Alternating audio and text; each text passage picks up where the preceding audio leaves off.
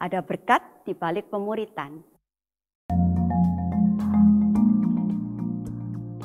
Gereja adalah keluarga rohani para murid Kristus. Karena itu, Bapa rindu supaya gereja berfungsi dengan baik sebagai keluarga. Fungsi keluarga yang kita akan bahas saat ini adalah membangun rasa aman yang sehat. Mendengar kata aman ini, biasanya yang terlintas dalam benak kita adalah terhindar dari bahaya. Atau dalam situasi pandemi sekarang ini, kita akan merasa aman saat bebas dari penyakit COVID-19. Tapi sebenarnya rasa aman yang sehat berbicara lebih dari itu. Rasa aman berarti hadirnya lingkungan yang melindungi, akrab, dan memberikan jaminan atau kepastian. Artinya saat dilindungi kita akan merasa aman. Waktu berada di sekitar orang-orang yang akrab dan kita kenal dengan baik, kita akan merasa aman. Kita hidup terjamin dan tidak terombang-ambing. Kita akan merasa aman. Rasa aman membuat kita memiliki fondasi hidup yang kuat. Jadi, masalah dan kesulitan bisa saja datang silih berganti. Namun, pada akhirnya kita akan tetap bangkit lagi dan berjalan maju dengan keteguhan. Iblis sangat ngeri melihat manusia yang mempunyai fondasi kokoh seperti itu. Maka tentu saja iblis berusaha menghancurkan keluarga-keluarga supaya tidak ada perlindungan, keakraban, dan jaminan di dalamnya. Syukurlah Bapa Surgawi tidak diam saja.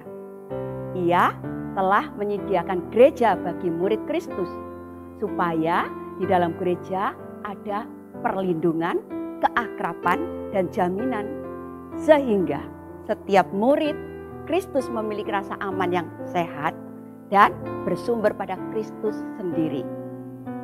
Di sepanjang perjanjian lama, keamanan merupakan salah satu janji Tuhan yang sering diberikan kepada umatnya. Dengan melihat berbagai makna yang terkandung dalam kata keamanan di perjanjian lama, kita akan tahu bagaimana membangun rasa aman yang sehat dalam gereja. Makna keamanan yang pertama dalam perjanjian lama adalah istirahat.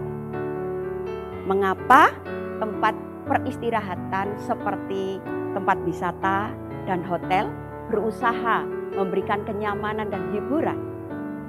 Supaya orang yang datang merasa betah dan ingin menetap. Demikian pula gereja perlu menjadi tempat di mana murid Kristus merasa betah untuk beristirahat.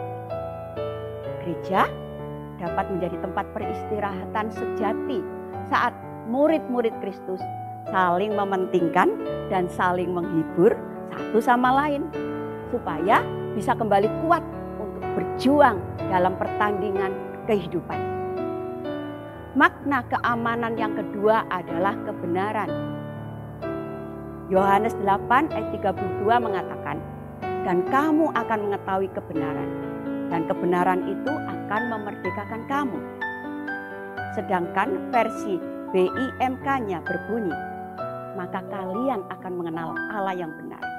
Dan oleh karena itu kalian akan dibebaskan. Dari dua versi ini kita melihat bahwa mengetahui kebenaran sama dengan mengenal Allah yang benar.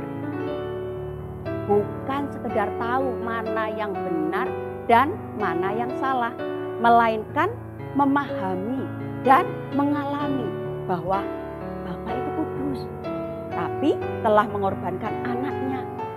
Dia adil, tapi juga penuh kasih sayang dan murah hati.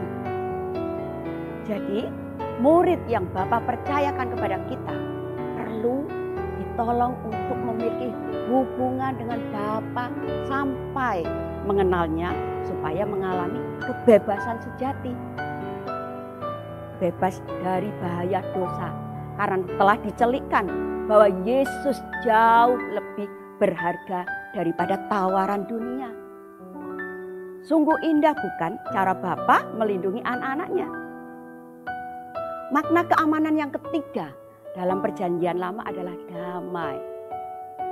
Damai berarti tenang dan memiliki hubungan yang baik dengan pihak lain. Sekarang coba ingat pengalaman waktu masih kecil.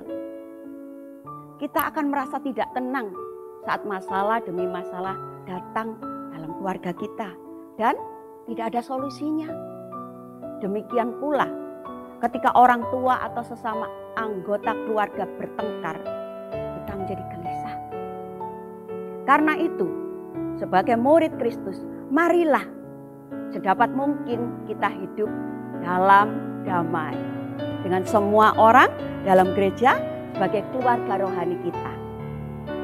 Roma 12 ayat 9 sampai 17 memberikan penjabaran yang sangat jelas dan lengkap supaya damai terjadi di antara sesama murid Kristus, yaitu dengan bersikap tulus ikhlas, berbuat baik termasuk kepada yang berbuat jahat, mesra dan saling menghormati, bekerja untuk Tuhan dengan rajin dan semangat dari Roh Kudus, berharap pada Tuhan dengan gembira, sabar, tekun berdoa, saling menolong, empati, rukun, dan rendah hati. Mari kita bersama-sama membangun gereja sebagai tempat istirahat, kebenaran, dan damai, sehingga tercipta rasa aman yang sehat dalam keluarga rohani kita ini.